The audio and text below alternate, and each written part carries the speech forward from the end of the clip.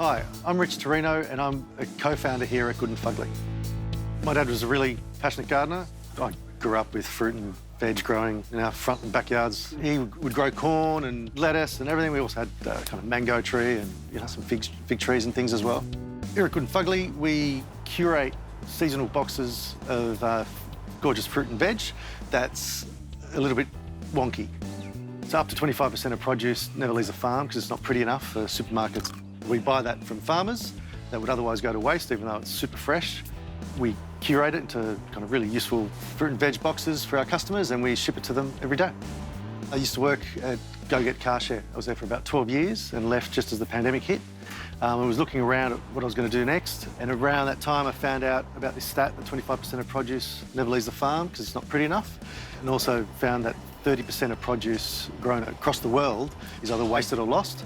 I thought maybe this is something I could get my teeth into, and I looked around, and it's actually being done overseas in the US and the UK. It wasn't being done here, so I thought give it a go and see if there's any demand, and we've been kind of blown away.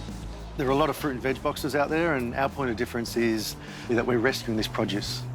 Obviously, the cost of living has been spiking recently, for many reasons, but especially for the floods. The farmers we work with have been hit by floods like 4 times in the last 18 months, which is terrible. And our box is around kind of 20% more affordable than supermarkets at the moment. Some of the supermarkets sell imperfects, have a small range of imperfects that they discount really heavily. Our mission is to change people's behaviour and to eventually have Fuglies and normal produce all being sold together for the same price. The ongoing challenges is logistics. I talked about the idea with friends of mine, and they were like, you know what, you're not in the fruit and veg game, you're in the logistics game. And so that's always, again, a learning curve, but we're getting better and better at it all the time. Commercial viability is really important in a sustainable business to actually have impact.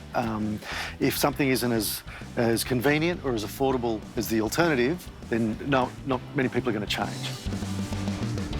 We deliver to all of Greater Sydney. We've just launched in Victoria as well, and we plan to be across the country over the next 12 months. So we're committed to turning Good Fugly into a national brand, and we've kind of recently been through a crowd fund, so now have some funds that we're going to be able to use to expand rapidly. The advice that I'd have for young entrepreneurs is just do it. It doesn't have to be perfect. You make it better as you go. I've spent a long time wanting to set my own thing up, and my partner, when I spoke to her about this, she was like, you know what, just do it. She just wanted me to do one. And if you fail, you fail, but just go for it.